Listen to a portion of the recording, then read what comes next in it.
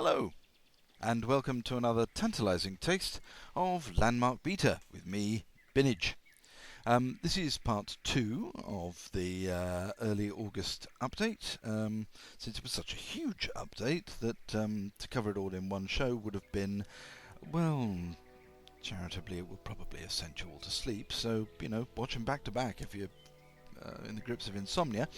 But in this part 2, we're going to cover the new textures and the new props that have been introduced, and there's quite a few of both. So without further ado, let's take you down to the workshop. And here we are, and here are some, but not quite all, of the new textures that have been introduced. We've got new ice textures, which look just beautiful. Really, really nice. They actually look like ice. I've put them with their old counterparts. Both are available. The new type is called translucent ice. And they've got the same basic patterning on them, but as you see they're translucent. You can see through them.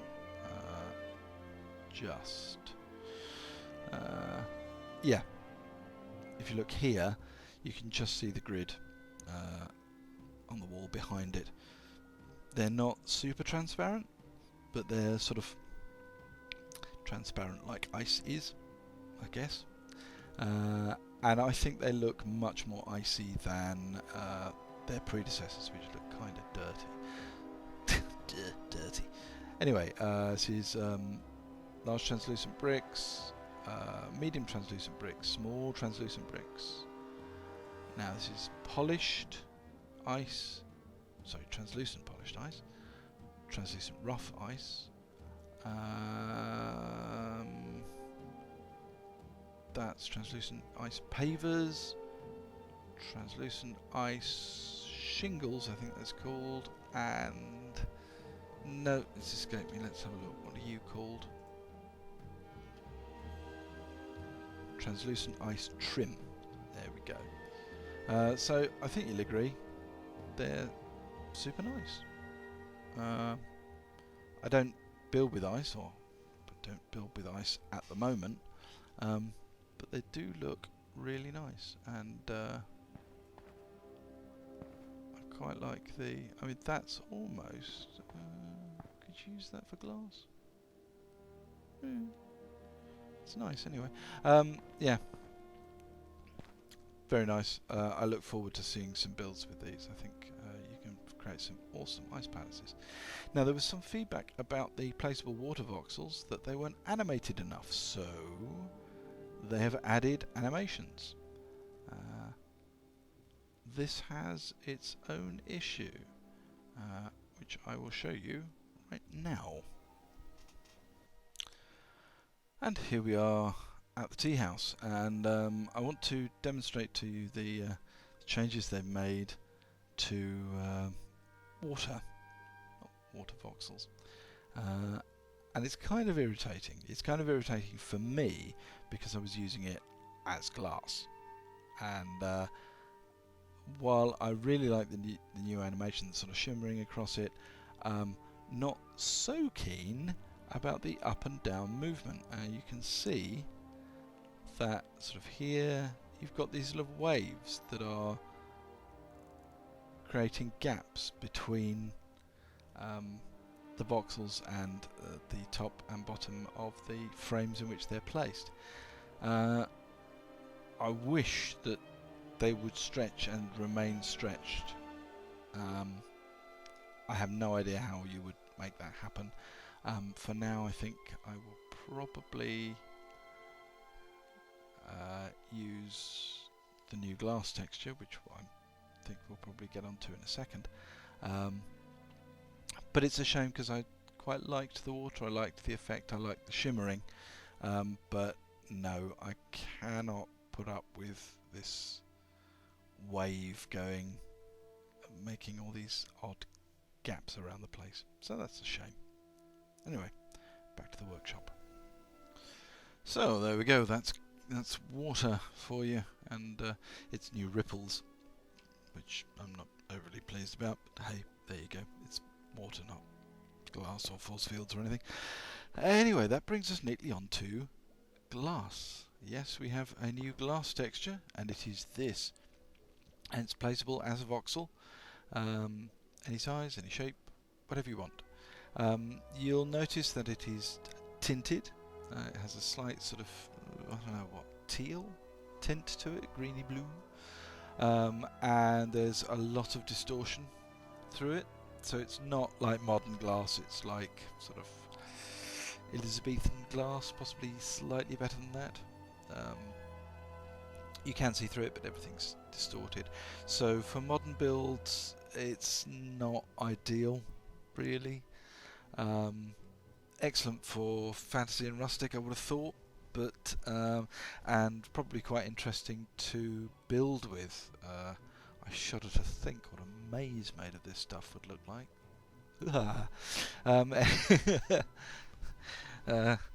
Do please, if you decide to pick up that particular gauntlet and make a glass maze, do please leave a comment and let me know so I can visit it, because I think it's an awesome idea.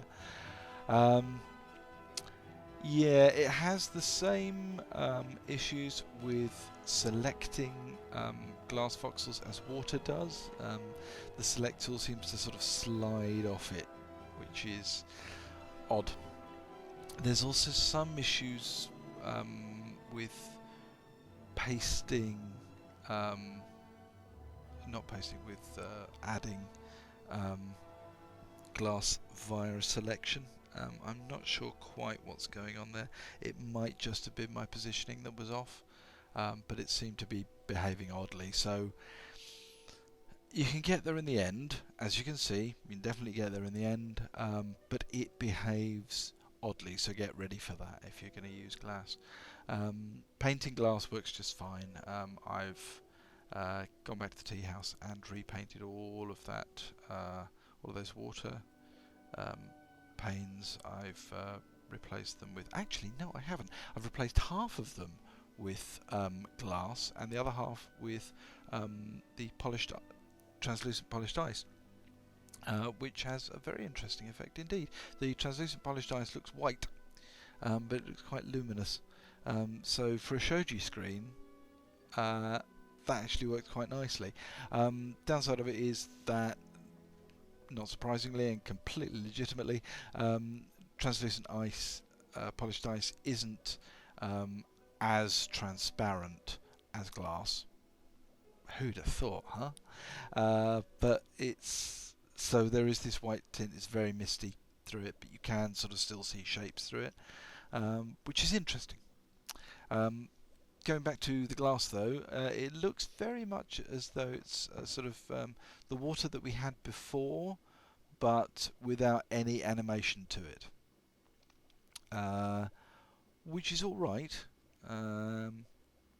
But as I say, the distortion is a bit odd. And I mean, as I say, great for rustic and fantasy builds. For modern builds, not so much if you're using it as something to actually put in a window, if you see what I mean. Anyway, that's glass. Moving swiftly along, we've got upside down ice cream cones, which are awesome. If I go to, oops, sneak peek there, here you see they are indeed cones, but what they are actually is spotlights, which is great. They're these are really good. I love these. I'm fairly confident that the community will find some fantastic things to do with them. Although, you know, usual caveats apply. Don't use too many of them, otherwise you cause frame rate loss. Anyway, as ever, you can adjust these to your heart's content. You can rotate them, resize them, move them, whatever you want. And they come in several colours. So there we've got white, and then we move along. We've got yellow, orange, red, boop, boop, boop, purple, indigo, blue, and green. There we go. I think you'll agree that's very pretty, and I think you could get some very interesting effects by using these. Certainly encourage you to try. As I say, I think, you know, some of these actually look like paint rather than light, so yeah, you could maybe have a go with some stuff like that. And I love the way it blends. It's quite sort of nice blending. Anyway, yeah, that's spotlights for you. And they do behave properly as spotlights. As you move them, the spot sort of moves around. It's good. Anyway, moving on to props. I'm sorry I'm sort of whistling through this stuff, but as I say, there's so much released this week. Zoom in slightly. Okay, we have, I'm not going to get that, but I'm going to try and get the names right. We've got sliced, we've got bread with cutting board, sliced bread with cutting board, looks really good. Roast meat, sliced roast meat, and we have chocolate cake and buttercream cake, and there is a third type of cake called pink cake. See, the cake is not entirely a lie. And pink cake needs Christia, which is apparently a thorny plant found in somewhere called crystal caverns. Now, I suspect that crystal caverns will come with the next iteration of caves rather. I don't think that Christia is currently available. If you know otherwise, please leave a comment because I'd be very intrigued to know where you find it, because I haven't been able to find it anywhere. Although maybe I have seen it and I just accidentally haven't harvested it. But do please let me know if you know where Christia is, or where crystal caverns are. Do let me know. But I don't. My opinion is, my thinking is that they're not actually in the game yet. So therefore, none of us can have pink cakes. Just have to make do with chocolate and buttercream. Now, these candles do actually light, but they're not. That's really odd. I was just here a moment ago and they were lit. But as you see, they're now not lit. Maybe it's a time of day thing. Ooh.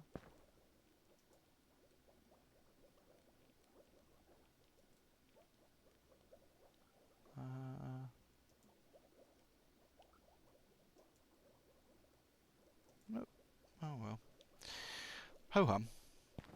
I'll try and figure out how you turn cake candles on later.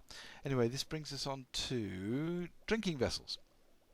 So, drinking vessels, we have a goblet, a stein, a serving horn, which is very decorative. I rather like the serving horn. Then we've got a goblet, and then we've got now these come in gold and silver.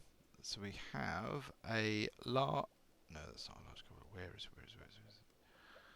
Yes, large stemmed goblet and a medium stemmed goblet, a tall stemmed glass, a large stemmed glass, a medium stemmed glass, and a small stemmed glass. And same names. It's either sort of large gold glass or large silver glass, whatever. So you can make either with either material. And that brings us on to barrels. Kegs, rather. These are rather fun. So here we've got a medium keg, and then we have large plain wood keg, small plain wood keg, large burled wood keg, small burled wood keg, large striped wood keg, and small striped wood keg. As you see, the difference between large and small, apart from the size, but frankly, you know, the whole size thing, oops, sorry, hit the microphone, the whole size thing is largely irrelevant, because you can of course resize these things, but the large kegs have these sort of double banding here, where there's only a single on the small, and also they've got this sort of cross bracing at the front, as well as having the stand slightly different. If you see, this is slightly more convoluted, and there's a connecting strut on the large one and isn't on the small one. But I mean, I don't know, I kind of like the small ones, but actually the medium one's really nice. It's up to you what design you like. Let's see how small they go, shall we? And how large. So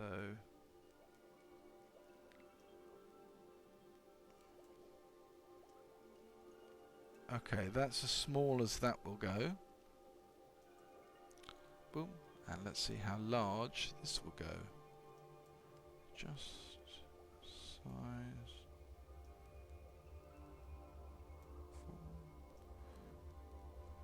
Come on. Yeah. Wow. And that's it. That's as big as it gets. The tap clearly is way too big on the small one if you resize it too much. So yeah, I guess it depends what you're going for, but frankly, if you're gonna sort of go for a large one, use the large models. They're gonna scale size-wise much better than the small, I think. Anyway, that brings us to the end of another riveting episode. Whoops. Other episode. If you liked, if you enjoyed it rather, do please leave a like. If you have any comments or questions or requests or anything, do please make use of the comment section below. Once again, congratulations to the people that won the Gem Seeker, and commiserations to those who didn't. But if subscribe to the channel, share it, favourite it, whatever. The more popular the channel is, the more likely it is that SOE will give me more codes to give away. So it's in your hands, people. And on that note, on the note of codes, I still have several 7-day closed beta codes to give away. So if you or anyone you know wants a 7-day closed beta, do let me know in the comments below. I'm giving them out on a first come first served basis, so just ask and I will send it to you if I have any left. So until next time, thank you very much for watching. Have a wonderful week, and toodaloo.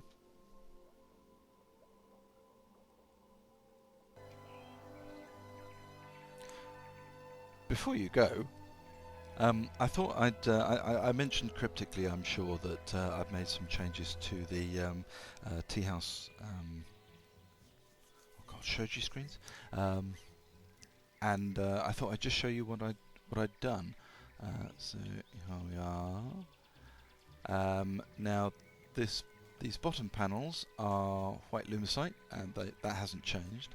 This middle panel, sort of teal colour, that's glass, and then this upper panel is translucent polished ice. So actually you can see from here, you can see that you can actually see through the ice. It's not as transparent as the glass, and from a distance it sort of matches the white of the lumicite, but I think it gives a different quality slightly, and yeah, it's alright. It kind of feels better like this than having both layers of glass, just plain glass. And to be honest, you're not missing out on the view because, well, there isn't much of a view through the glass, unfortunately. It's not that sort of glass. So as a result, I've kept the upper level because the idea is to watch moonrise and sunrise here, and indeed sunset. I've left this fretwork open just so that you can actually get a decent view. Anyway, that's the bonus footage for this week. Hope you enjoyed, and I'll see you next time. Toodaloo.